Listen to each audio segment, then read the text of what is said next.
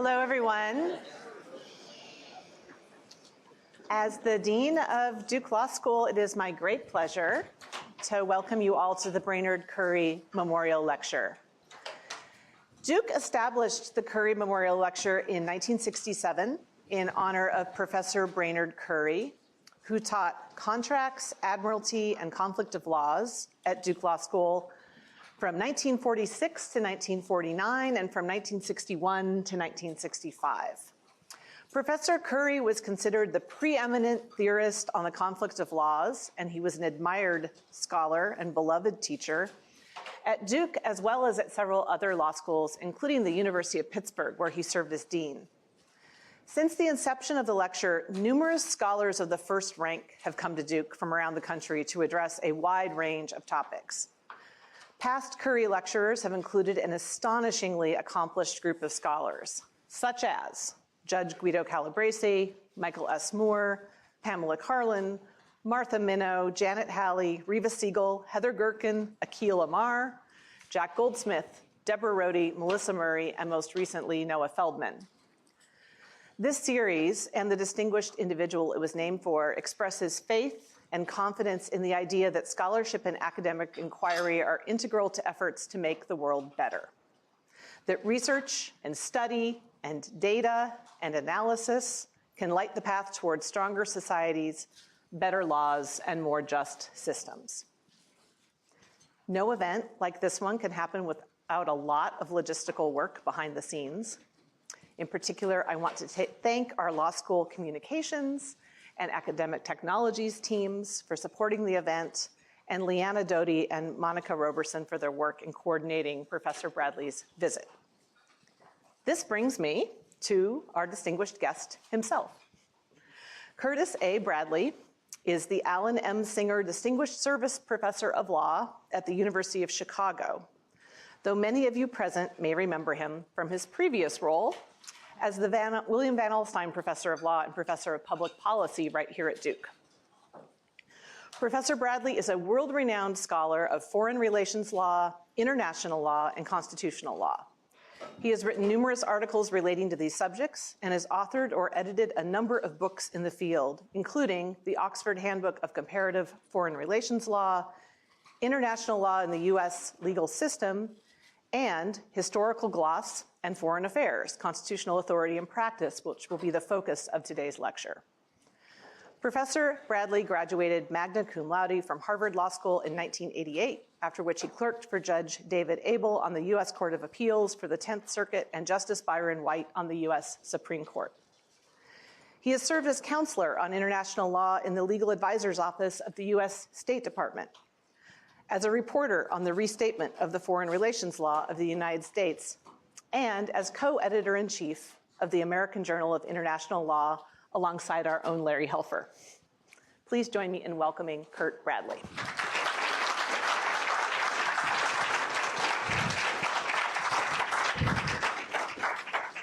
Thank you very much, Carrie, and thanks to all of you for coming here on a rainy day. It is a great honor to be giving this year's Currie lecture. You heard from the dean the incredible array of people who have given this lecture before, and so it's quite a privilege to be able to add my humble name to that various august list. It's also just great to be back here at Duke. I taught here for 16 years, very enjoyable and productive years, and it feels like home to be back. This lecture series is named after Brainerd Currie. Some of you may be familiar with that name depending on what you've studied. He died in 1965 at the much too young age of 52. I was just a baby at that point, but I feel an indirect connection to Professor Currie in a couple of ways. First, like me, he spent quite a bit of time teaching at Duke, but he also taught for some time at the University of Chicago. And second, in work that I will be describing today, I have benefited enormously from the scholarship of Brainerd's son, David Currie. Among other things, and I have a slide just to show you my stack, from one of my stacks in my office, David Currie famously wrote many volumes studying how the Constitution works not in the courts, but in the legislative branch, and how members of Congress throughout history have debated and understood the Constitution, something that had been massively understudied until his work. and I frequently relied on David Currie's work in doing my book. Speaking of which, the book, which is not quite out, I have a copy. It does exist, at least in one copy.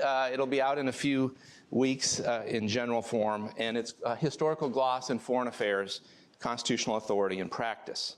And in this lecture, I will try to share with you some of the ideas that I develop in that book, and hopefully leave at least a few minutes for questions at the end. I want to emphasize before I start talking about that project that although I finished the book recently at the University of Chicago, most of the book's ideas were developed here at Duke. Some of them were done in collaboration with Professor Neil Siegel. Probably many of you know him. He's on leave this semester. This is the two of us debating gloss and other things out in the sculpture garden. And not just these collaborations, but I benefited enormously over the years. I see many colleagues from those years who gave me great feedback on article versions of what became this book, and I had the great support and encouragement of several deans, and as well as my students, many classes of which I discussed these ideas with the students and had great feedback from them. So this is the plan I have for the talk. I'm going to first describe the general nature of gloss, this idea of historical gloss, the focus of the book, give you 3 examples that are in the book. These aren't the only ones, but these are hopefully illustrative. And then kind of reflect at the end about what it might tell us about constitutional interpretation generally, and relatedly the role of the judiciary. So what is the question? Here is the core question of the book, which is, how is foreign affairs authority distributed between Congress and the President? And really much of the book is trying to unpack that. Now, the first place I would start, I bet many of you would start, you would want to go to the text of the Constitution and see what it might tell us about this. And it would answer some questions, no doubt. But you would immediately run into serious difficulties, which is that the text, it turns out, is silent with respect to many, many issues of foreign affairs authority that we take for granted. And indeed, that we would have just to operate in the international community. Just to give you a few examples, and I won't spend my time on all of these, but there is no mention of a power to recognize foreign states. We do it all the time, but it's not written into the Constitution. What about declaring neutrality to try to stay out of wars? We did it right from the beginning to try to stay out of a European war after the start of the United States. No mention of it in the text of the Constitution. What about entering into what are called executive agreements? And I'll say more about that. No mention of it in the text. Here's a big one. What about regulating immigration, deportation, or excluding people from entering the country? No general reference to it in the text of the Constitution. And we could continue that list. That's part of the problem, is you have to look really hard to find things as they're not written down. The other problem is the difficulty of updating our Constitution. We have the oldest written constitution, national constitution, in the world. And it is basically the hardest to change in the world. Of the 200 or so countries that exist, we have the most difficult. And we've had more than 230 years of constitutional practice, no amendments to the foreign affairs provisions of the Constitution. And think about that for just a minute. A lot has changed since 1789, when the country began in foreign affairs, many more than I could describe here, but no changes to the text of the Constitution with respect to dealing with those issues. So, just to mention some of the changes that might occur to us, the country is radically different from 1789. It is no longer 13 states, former colonies on the eastern seaboard. It covers the entire continent, and we can add in Alaska and Hawaii as well, plus some territorial possessions. None of that was even envisioned at the founding. What about our international treaties and other agreements? Well, we knew what those were in 1799. We had exactly 7 of them, bilateral agreements with France and a few other countries. We have over 10,000 today of all sorts. And of course, the international community is vastly different than just a handful of European nation states that we had treaties with. What about the military? Well, quite weak in 1789. We had about 600 people in the Army. We had exactly no Navy whatsoever. Today we have about 1.5 million people in the regular armed forces, global superpower, and bases around the world, and nuclear weapons. What about diplomacy? Well, we did have a State Department right at the beginning. Took a few years to really get going, but what was it? It was Thomas Jefferson and a couple of clerks. That was the entire diplomatic arm of the federal government. We now have over 70,000 people working for the U.S. State Department. And from the perspective of the text, if that's all we had to go on, we basically are operating in modern foreign affairs with the horse and buggy constitution, not the jet age constitution that we would need. And again, almost impossible to update and amend formally. Now, there is an alternative, which you all know from your common law or other courses in con law. Maybe the courts could do the work of updating and filling in that we would have to do to have an effective constitution in this area. Well, one reason I focus the book on foreign affairs is that unlike some other areas we study, courts just don't do that work here, and they really never have. There are many, many reasons for that, where the courts are not, say, unlike in the rights area, where we see the courts, at least at some periods of our history, doing a tremendous amount of work to kind of update our rights conceptions. We don't see it in the foreign affairs area. One is that we require standing to sue, and private parties often lack standing that they might have in a rights dispute, but they don't have it often to challenge what the government does in foreign affairs. Congress might like to sue, and they would love to sue the executive over some foreign affairs actions, but the Supreme Court has sharply limited the ability of Congress to ever do that. So we don't see much in the way of interbranch fights in the courts over these very questions I'll be covering. Some of you have probably studied the political question doctrine. It's not a hugely vibrant force in the Supreme Court today, but the one area where it's always had a lot of force, particularly in the lower courts, is in foreign affairs, and that's right up to today. I just did an empirical study a couple of years ago, found that it was quite vibrant and alive once you start looking below the Supreme Court, and foreign affairs dominates the political question doctrine. So courts are not going to do a lot of work here. So what do we, and then we're not formally amending the text. So what do we do? And the answer has been that the only alternative is that we have precedent, it's just not judicial precedent. We have the practices of Congress, we have the practices of presidents and the executive branch more generally. They do things, they repeat those things, sometimes they fight about those things and change, but over time we accumulate precedent that is not judicial. And then, importantly, interpreters look at that precedent in deciding how to proceed in the future, just like they would with judicial precedent. And that's what I call historical gloss. You'll see by the very end, there's a reason I use that particular phrase. I'll wait till the end, just keep you in suspense why I call it that. But it is a concept not at all new to me. I'll just give you a few examples from people you all have read from.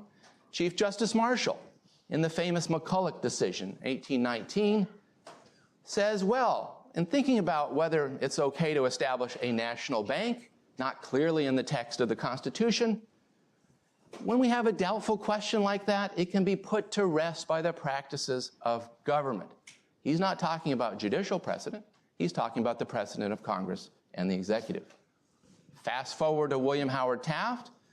After his presidency, he wrote much of a book about this idea, that in fact, it's the precedents from administrations and from Congresses that help guide constitutional law on the separation of powers. Justice Felix Frankfurter, in the famous Youngstown still seizure case, he wrote an important concurrence where he really focused on historical practice to emphasize it's an important part of our constitutional law. And he says deeply embedded traditional ways of conducting government give meaning to the words of a text or even supply them. And we could find many other examples, but those are a few of the famous ones. Now, I should address the word gloss at least in one respect. What do we mean historical gloss? And what we're talking about, just to give you an analogy, would be something like glossing, kind of like the scholars who worked on the biblical texts and others, and say in the Middle Ages, where they're literally glossing the text on the side to expand and explain and fill in its meaning. And that's the kind of sense in which we're talking about historical gloss and the U.S. Constitution. I've given you a few examples of people who talk that way. Let me give you a couple of more that really from the very beginning have said, we've got to look to this material. So Representative Pinckney, this is in Congress, they've had long experience by this point. They've been in effect for 9 whole years as a government. And drawing upon that great 9 years of experience, Pinckney says, we have to look at all of that practice that we have, in this case, to legitimize the ability of Congress to make broad delegations in the war powers area, still an issue today, by the way. And Pinckney's already claiming, only 9 years out, we've been doing it frequently, and therefore that should help settle the constitutional question. That's 9 years out. We're now more than 230. Go a few years further, John Quincy Adams, delivering the eulogy for James Madison, 1836.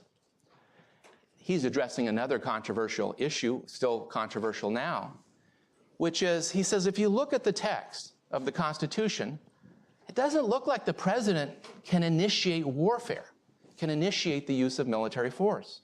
Yes, president's commander-in-chief, but that Hamilton had said that was just the ability to kind of lead the troops once we're in a war. But what Adams says is that can't be the full explanation, because we now, more than 9 years, we have an experience of 50 years, he says, in which on countless occasions, presidents have exercised war powers. And it's got to be the case, therefore, that we can't just say it doesn't exist. We have to account for the practice. Those are just a couple of early examples. I could give many more, and the book has many more examples of where this is just a mainstay of constitutional reasoning, both in and outside the courts. And it's important to keep looking outside the courts, as I will do during this lecture. Now, speaking of courts, they do occasionally get involved in issues, not as frequently as they do on the rights issues or others, as I've mentioned. When courts get involved in separation of powers issues generally, but particularly in foreign affairs, but not limited to that, they frequently, in fact, more often than not, themselves rely on historical gloss. Why do they do it? And then I'll give you a couple of examples. First of all, it allows for this needed constitutional updating, which they often perhaps do in other areas, less so here, but when they get involved, they feel the need to have our constitutional law take account of our current needs and our current government. And it avoids what's often called the dead hand problem, which is a small group of white property owners in 1789 who had no idea what the foreign affairs problems would be, even in the next generation, let alone today, shouldn't be the last word on how we manage our international relationships in 2024. And courts get that, for the most part.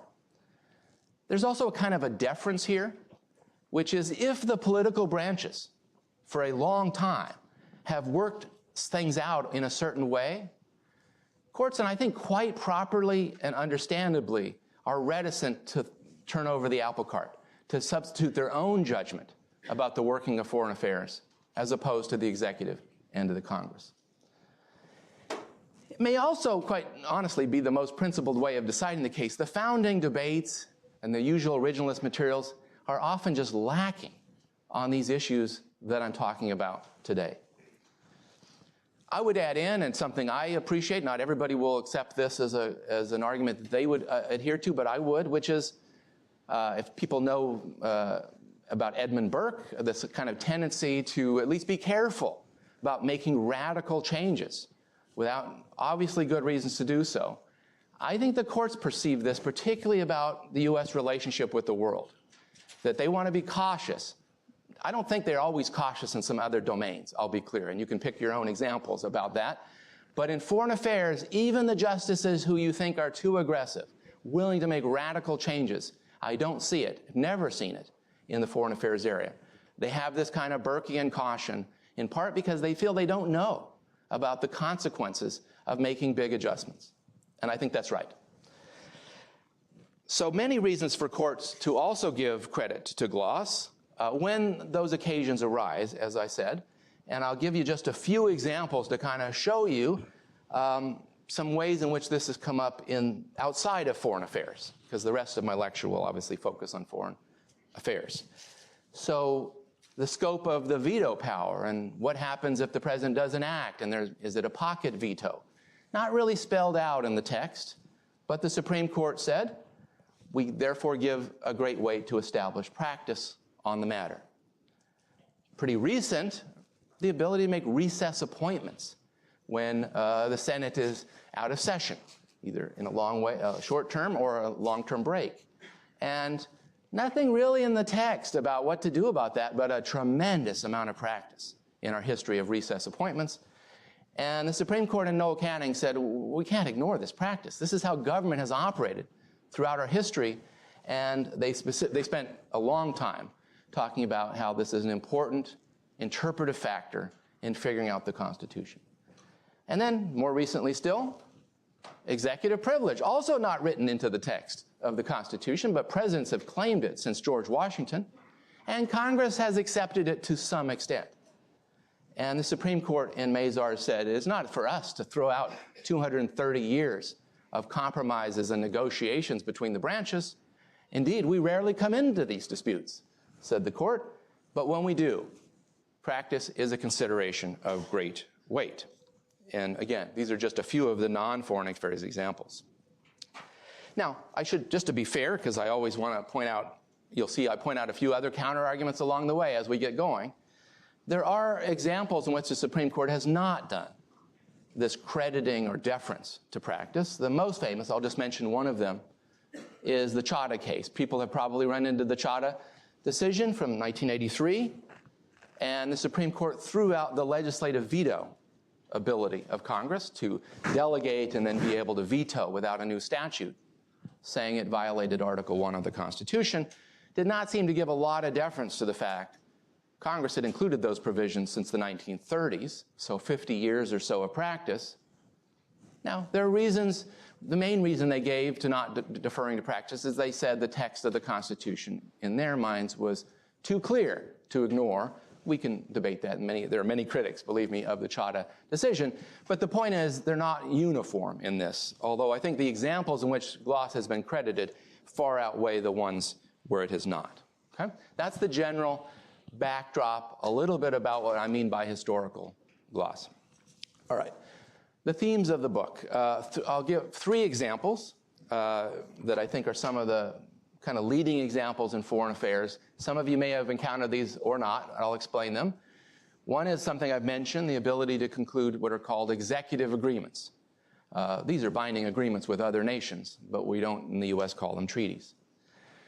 The ability to pull out of treaties, to withdraw or terminate treaties.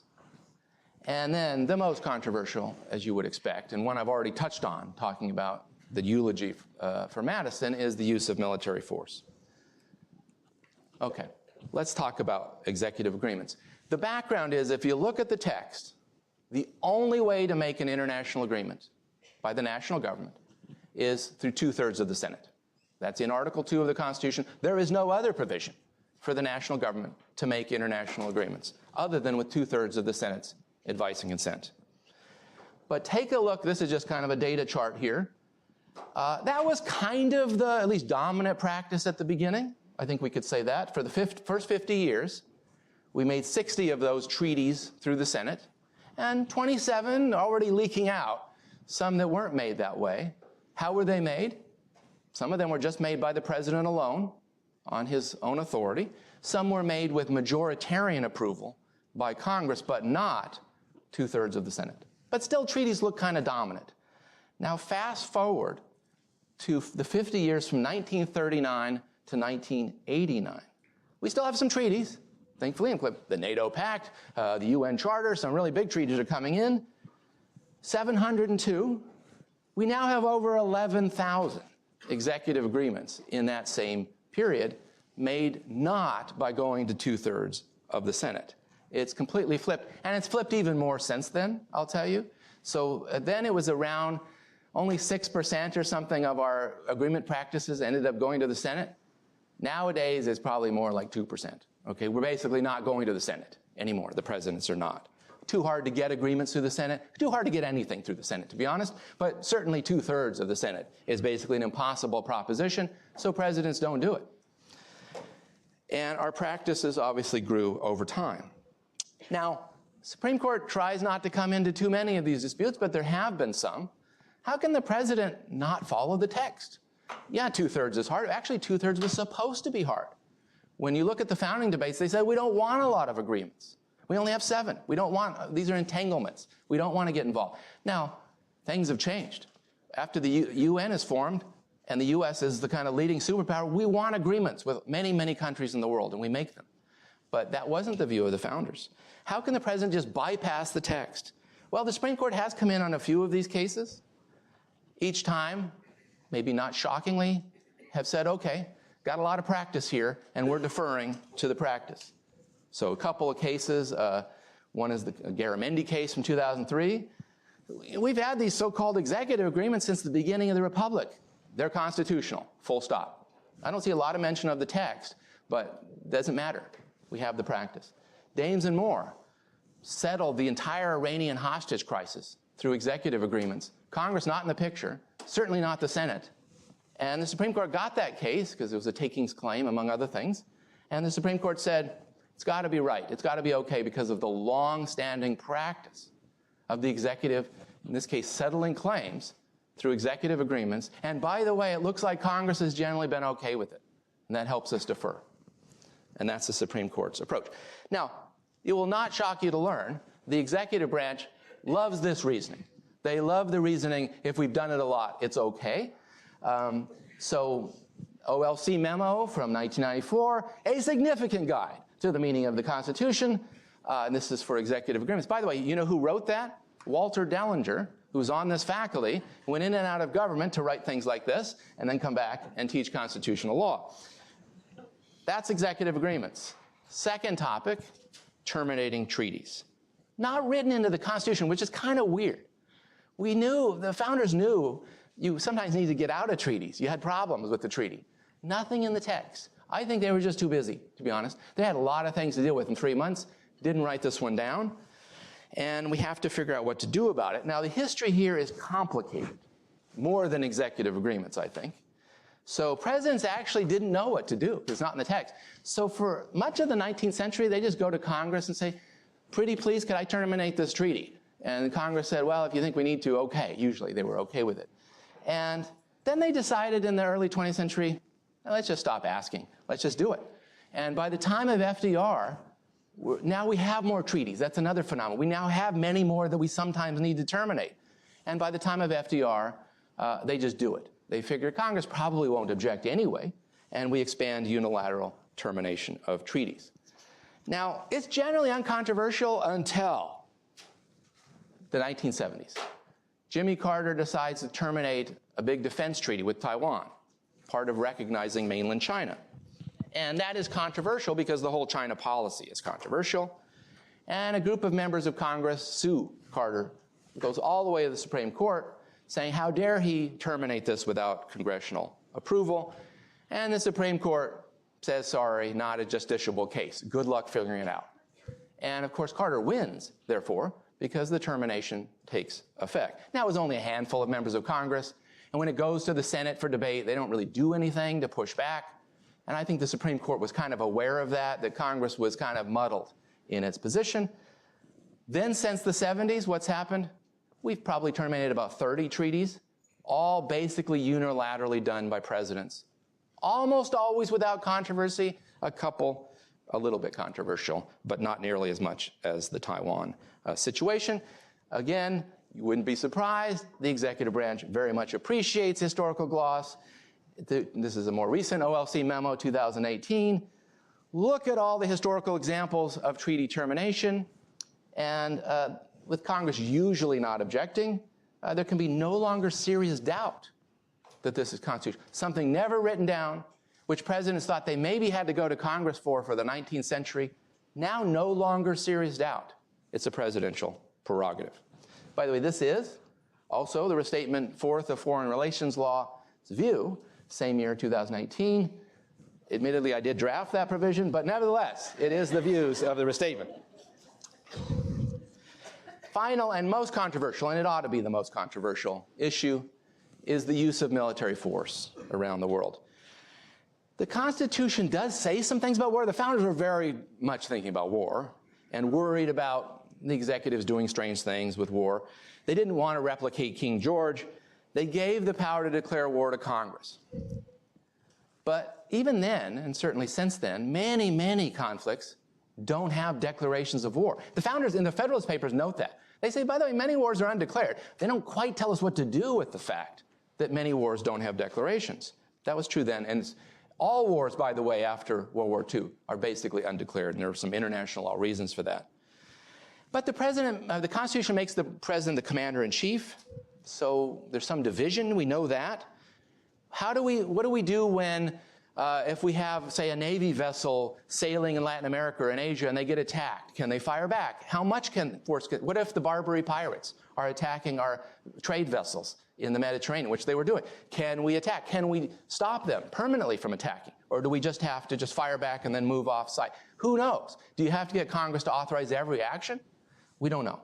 And the history is complicated, which is in the 19th century, presidents often allowed the Navy in particular to use small-scale uses of force. They didn't even have the telegraph. There was no way to get Congress on board for every one of these things. So they would give general instructions to the naval commanders, and they did use force. And sometimes they had hearings in Congress a year later, because by the time they ever got back, there'd finally be notice of it. And often Congress was okay with it, and occasionally they weren't. But the other part of the debate here is almost everybody agreed from the beginning the presidents definitely could use some defensive war authority. They didn't have to go to Congress to defend U.S. interests, U.S. territory. But of course, as you might guess, there are debates about what defense might entail. And that continued throughout the 19th century. Now, the big wars were declared in the 19th century, not true anymore, except for the war against France, the first one, which was not declared, but it was authorized by Congress. And War of 1812, Mexican-American War, Spanish-American War, all authorized and declared by Congress. Once again, the 20th century starts us on a different path. Maybe the biggest break, and I talk about this in the book, people don't all know about this example. In 1900, President McKinley sends over 5,000 American troops into China to deal with the Boxer Uprising as part of a multinational coalition, partly because Americans were being threatened there. And now you might wonder, how does he get 1,900, 5,000 troops over? China's a long way, you're sailing vessels. Turns out they were already near there. Because of the Spanish-American War, the United States has a bunch of troops in the Philippines, and they send them over without congressional authorization, by the way, without a lot of controversy. Americans were at risk, but pretty large military action not to go to Congress for. And as probably some of you know, if you study the history, a lot of gunboat diplomacy in the early 1900s, and particularly in Latin America, often called police actions. Mainly, it was designed to protect American creditors and financial interests, to be honest, and the dollar diplomacy era. But they didn't get congressional authorization. Big world wars, they were declared, authorized by Congress. Then a huge break, the Korean War, 1950. No authorization from Congress on purpose. Truman decides, and is advised by his Secretary of State, not even to go to Congress. Now, there's a lot of support in Congress, but they wanted to set a precedent of not having to go. This is a huge war. Thousands and thousands of American casualties in ground combat, and not authorized expressly by the way, also called a police action for a different reason, because they were helping police the UN's alleged interests. Complicated because most of the big ground wars after that, the Vietnam War, the Iraq wars, Afghanistan, and maybe you can call the War on Terror in general, have been authorized by Congress, probably in unduly broad statutes that seem to be with us forever, like the authorization for force after 9/11, but they are statutes, and the presidents are not acting completely on their own. But many unilateral uses of force that aren't from Congress, including some that have involved invading countries like Panama and Grenada, and certainly bombing campaigns in Kosovo and Libya and other places. So it's complicated. And what do we make? And I think that's why this is probably the hardest of the three examples. What do we make of it? Congress has not just lain over. They have not just kind of gone quietly away. They want some of their war powers prerogatives. And during the waning days of the Nixon administration, they passed a statute. It's still on the books. And it says, if you start using force, President, you've got to get our permission after 60 days, or you got to stop. That's in the war powers resolution. Now, some executive lawyers have certainly said maybe that's unconstitutional. How dare you limit the commander-in-chief? Others have kind of been unclear about their position on it and have kind of worked around it. That's the dominant technique. They have finished Panama and Grenada. Interesting. Wow, it didn't quite take 60 days. We're okay. And a number of bombing campaigns have also, looks like they were carefully calibrated so they don't go over the 60-day limit. And then they have some statutory interpretation arguments when they do go over 60 days that I won't go into. What is the executive branch's view? Again, I think by now you will probably guess what the executive branch's perspective on this. It's all the same, which is long continued practice, acquiesced in by Congress. Now, this is complicated, how much acquiescence I think there is, given the War Powers Resolution. But note that the resolution doesn't say anything about short-term uses of force. And many, many uses of force by the U.S. today are aerial campaigns that are more discreet than a full-scale conflict. So our modern warfare maybe just doesn't track very well congressional involvement, at least as much as it used to. And what the OLC's position, and this has been their position for a while, is that we look to whether this nature, scope, and duration of the use of force is sufficiently large, never telling us exactly what the threshold is, by the way, but if it gets to a certain point, OLC seems to concede they'd have to go to Congress, but not for most of these bombing campaigns that you read about, many of which, by the way, may have a statutory basis, but I won't get into it. And that's the OLC's current position. I would say that should be controversial. It is. My bottom line in the book is there is certainly some amount of practice-based authority to use force that Congress, to a large extent, has accepted, certainly in rescuing American citizens, certain defensive operations. But when we get beyond that, it's harder to generalize. Now, this is all great for the executive, as you can see from these memos. They love it. Does this mean, and this is one of the critiques you could make of gloss, is just all helpful to the executive branch and terrible for the legislative branch? And my position in the book is that's too hasty. There are many ways it turns out that Congress also benefits from historical practice. Now, they have a longer list of powers in the Constitution than does the president. They have a little more to work with in Article 1, but there's a lot not in there. So I won't go through all the examples, but can they regulate neutrality? It's not in there at all. And they started regulating it shortly after George Washington did, and they have many times since. They now would cite the practice. Passports, no mention of passports. We really didn't use passports at the beginning. Now they're quite important, by the way. And Congress has regulated them heavily since the 1850s. There was a case not too long ago in the Supreme Court, and most of the justices, not Thomas, but most of the justices said, that kind of settles Congress's general power to regulate passports, that they've done it for so long. A big one, immigration. We accept that the dominant regulator for immigration is the Congress. Now, they may delegate a lot to the president, which is a different issue, but it's Congress. But it's not written down. They have a naturalization power, but now it extends to all immigration regulation, and the immigration code is quite lengthy. And many things in war, treatment of prisoners of war, is kind of settled, the Supreme Court says, by Congress's long entrance into that space. I would add to this, there are some things that practice seems to rule out that presidents cannot do on their own. The Supreme Court has said, it is not our practice that you can extradite people, President, without a treaty or a statute. That's just not. Now, there's nothing in the text of the Constitution about extradition. Why? The Britons didn't really have extradition very much as a practice, so we didn't think about it. But we did later, and including some treaties. And it turns out the Supreme Court said our practice is not one of unilateral executive action, which is good, because there's liberty interests involved.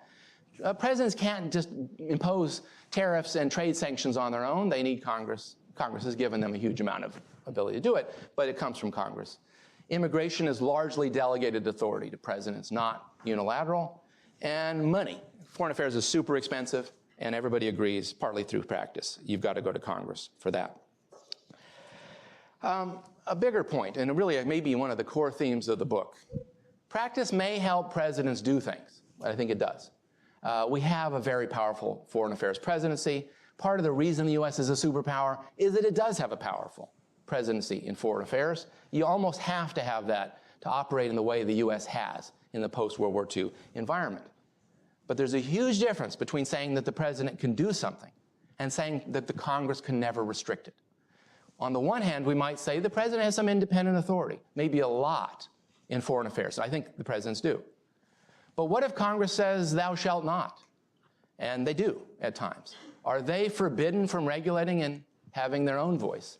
And the book's position is the historical gloss is very helpful to the president for independent authority and quite harmful to the president for claims of exclusive authority.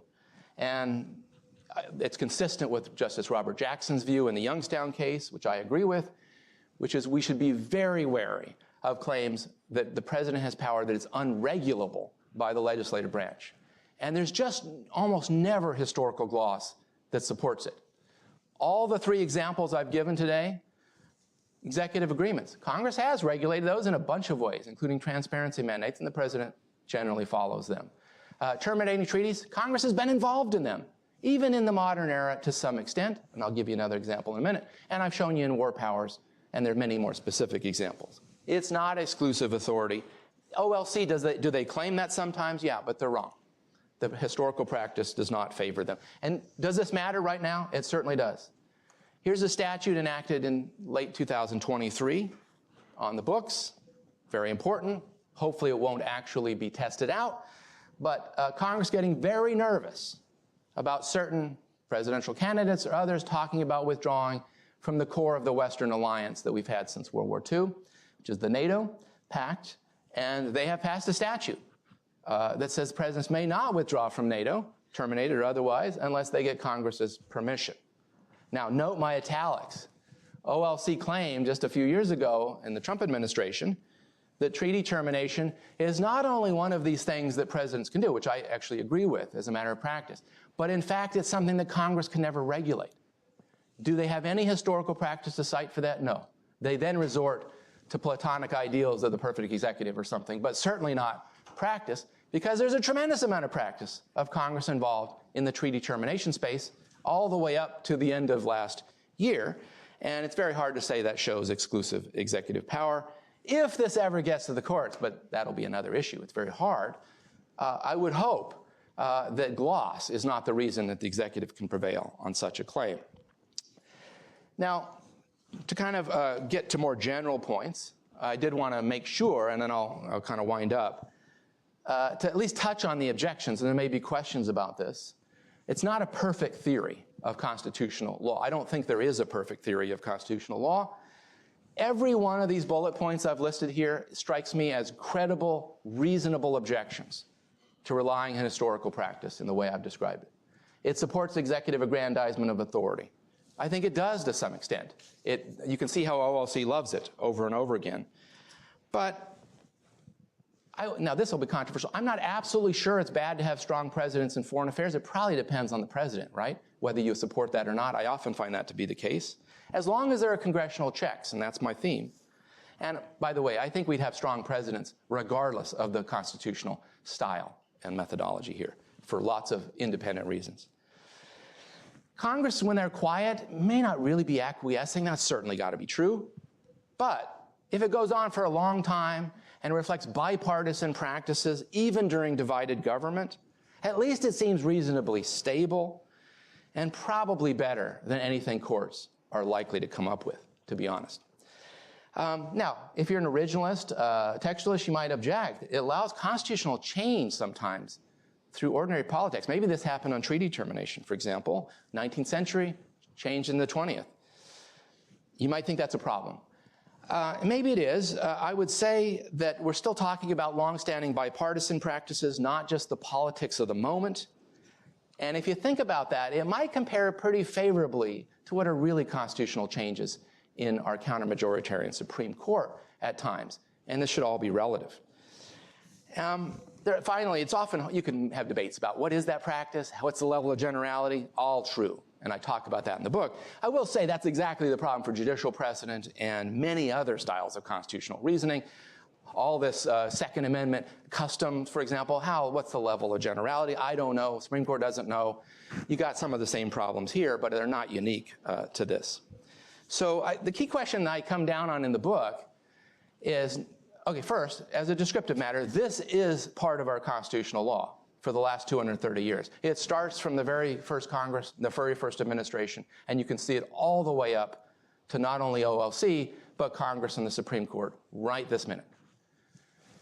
How does it compare with other approaches? And I am convinced that it at least is better than of not having it, better than the alternatives. And I put in a slide just for a Duke audience. Hope you'll appreciate this, which is, this is a relative proposition. I think it beats trying to rely on originalism purely for this purpose, particularly since there is no originalist meaning for most of these things. Textualism doesn't work when you have no text. And I don't like the idea of the courts managing it through some kind of vague living constitutionalism based on their own functional assessment of proper foreign affairs.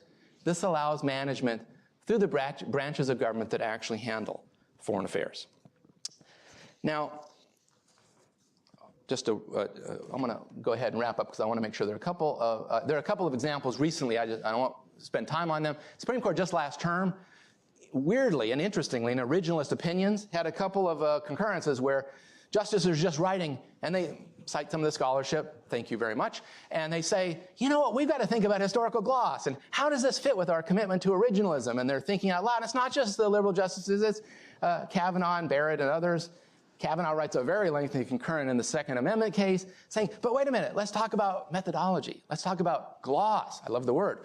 And they're thinking very much on the Supreme Court about this. How can they be originalist and textualist, but also accept this is such a big feature of American constitutional law? So I'll wrap up and take questions. Maybe my biggest takeaway, and certainly for the students, but also for the faculty in the room, which is we focus way too much on the courts when we study constitutional law. They're important. Every year I'm watching the court just like everybody in June and getting frustrated. Why does it take them so long to do these blockbuster opinions? And then I'm frustrated when I read them. But most of constitutional law and separation of powers is not in the Supreme Court. The vast majority is being worked out somewhere else.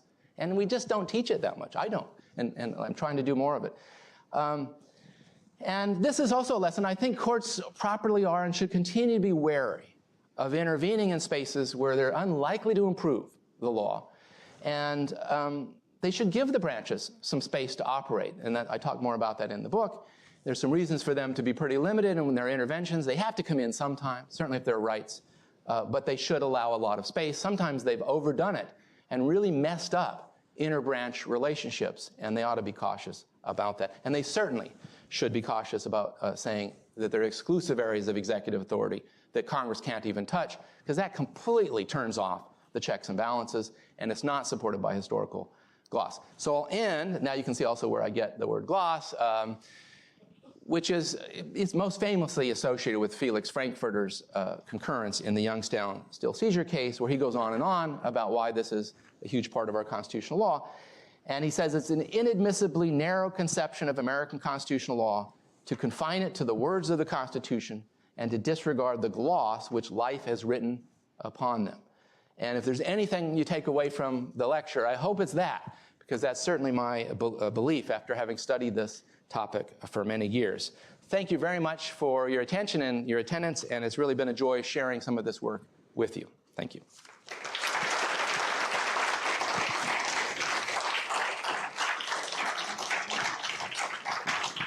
And I've managed to save a little bit of time for questions. So if there are, and you should not be reticent at all. Yes, please. Thank you so much for coming today. Sure. Talking about your distinction between treaties and executive agreements, is there any evidence to say Congress can restrict executive agreements? Yeah. And if not, that's from kind of natural selecting.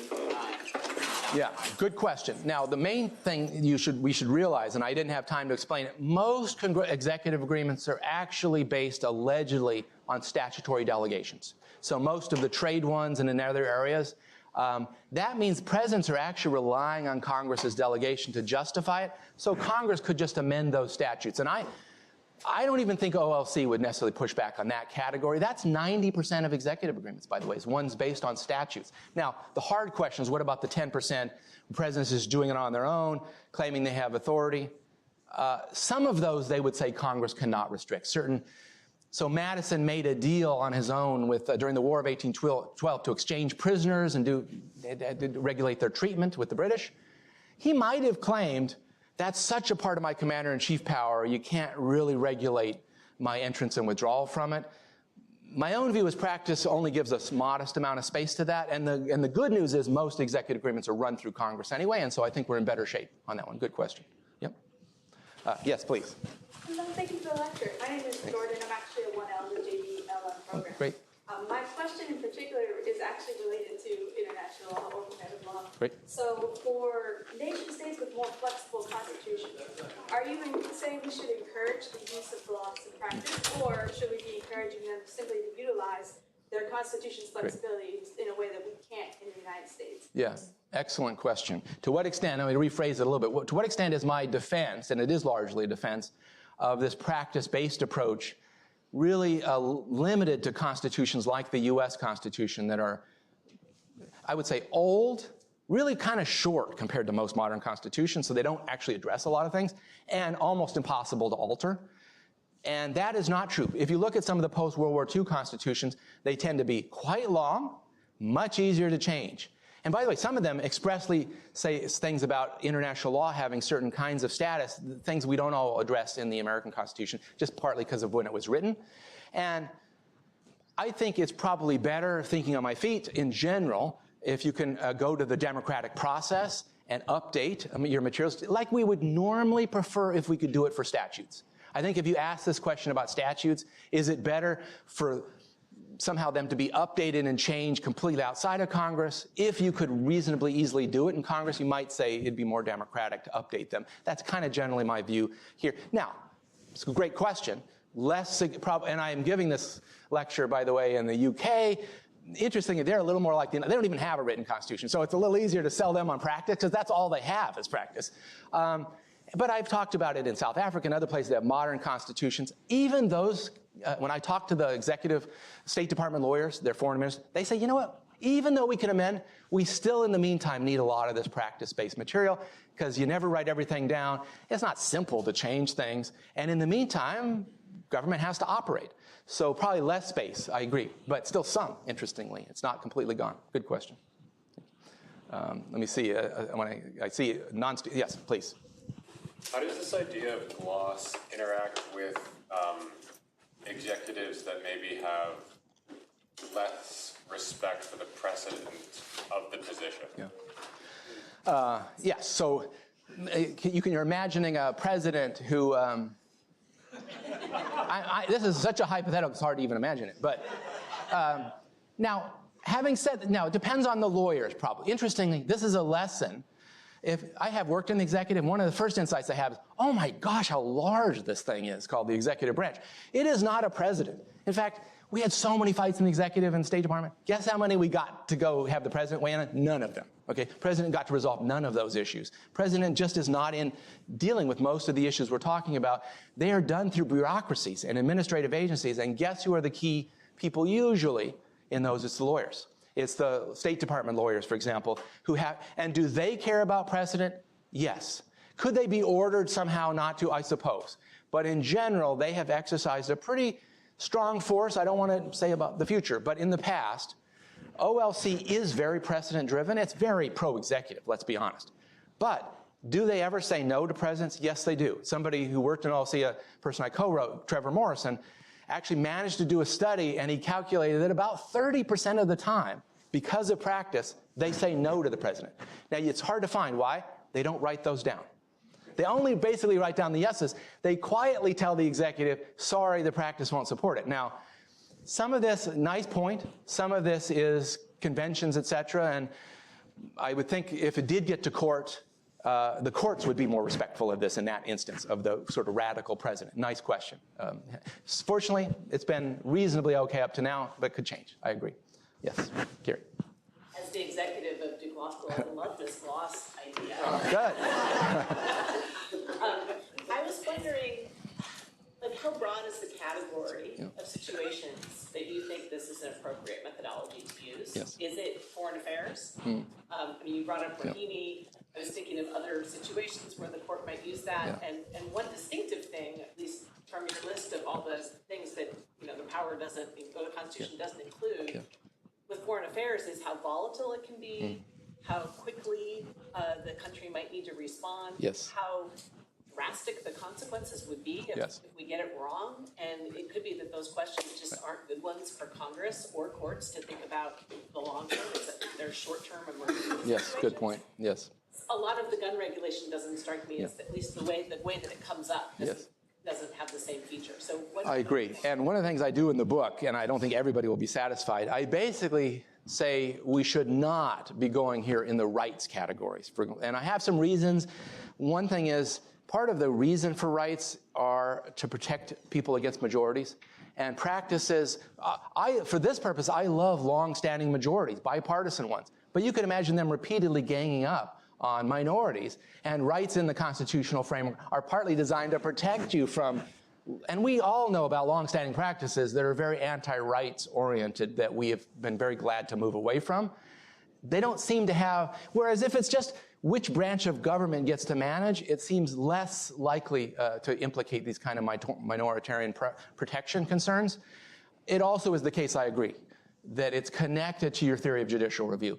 And I think courts have a particularly strong reasons that you just gave for trying to be pretty deferential and limited in their intrusions in this highly consequential, day-to-day moving space of foreign affairs. They just take over more of the other landscape. And once they do, actors tend to coordinate. We have a powerful Supreme Court, and they coordinate around the precedent. So the space here is just more open for this. And I think the courts have special reasons for it. So now, not just foreign affairs, I think other separation of powers areas where they don't get to the courts a lot, maybe recess appointments, whatever, it would be appropriate to give a lot of weight. And so I agree with Noel Canning, for example, from 2014, but I wouldn't move it into the rights, and probably not the federalism areas, but that's a different topic. So great question. And I'll take, Matt. Thank you, Kurt. This is terrific. I look forward to reading the book. Please. Let me come back to this question about the role of the president. I mean, it strikes me that what you described as presidentialist at two different levels that should be distinguished. So one is sort of the content of the gloss, right? And the three examples you've given us are pro-presidential, right? President gets to make these foreign agreements, even though, that doesn't comply with treaty power. President gets to terminate. President gets to use military force. But we can argue, we can say maybe this is a good idea. Important to have a strong executive, and there are other examples you point to. Right. But the other point, which relates to this point, is it's also presidentialist at the level of the formation of gloss, right? If you think about the three branches, you've said to us the court's basically out of it. Yeah. So it's Congress and the president, even though the president, as you said, is a they, not an if, the president still has a big advantage, right? Congress has to act through, at least a resolution of one house, a resolution of both houses. The president can act all the time. Yep. So isn't that, even if sort of the first order presidentialist content is fine, isn't the particular and peculiar way in which this clause is formed, concerning? In a way, it seems to not to accord with the separation of powers at the level of clause formation. It depends on how you view the separation of powers and how it ought to work. So if you're worried about presidents being able to act unilaterally in general in foreign affairs, this style of constitutional reasoning is an asset to the presidents. No, there's just no question about it. Not that it never helps Congress, it does. But for the reasons you just said, it's easier for presidents to build up practice. They have it's a unitary executive at the very top, one party, not a collective action problem to the same degree.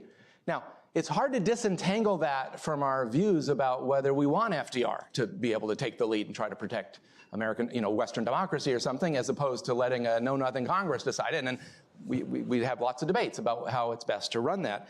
If your view of separation of powers is, if the president really gets out of hand, Congress at least should be available to pass a war powers resolution, an override, if things get bad, this certainly leaves space for that. OLC might not want to leave space, but I think Loss does. But there's no question in the aggregate that this style of constitution. Now, I go back to, Zion Williamson making a good basketball play. I want to know what the alternative is, because it's easy to say, and by the way, a lot of people in foreign affairs, I would say in con law in general, just say, oh my gosh, the president is too powerful. in foreign affairs. But what's the metric? How do they know he or she is too powerful? I never get an answer to that question. And when I ask them, do you like what Biden is doing for Ukraine? Oh yeah, we got to keep that going. But you realize there's a lot of power going on there. What do you not? Well, Trump pulled us out of some treaties, so I hated that. Is it so dependent on which president loved FDR, who, by the way, is the biggest mover on gloss of any single president, was FDR. Many people think was a great president, as do I. And I don't know, now is the only other benchmark I could use, whatever was good enough for George Washington has got to be good enough for us in 2024. I don't think it works. He lived in a different world for the reasons I said. By the way, he couldn't answer most of these questions himself. If you look at George Washington and his diary, every day he's thinking, I got to figure out what this Constitution means, and everything I do is a new precedent. And Congress, but final thing, Congress has done much more than they get credit for.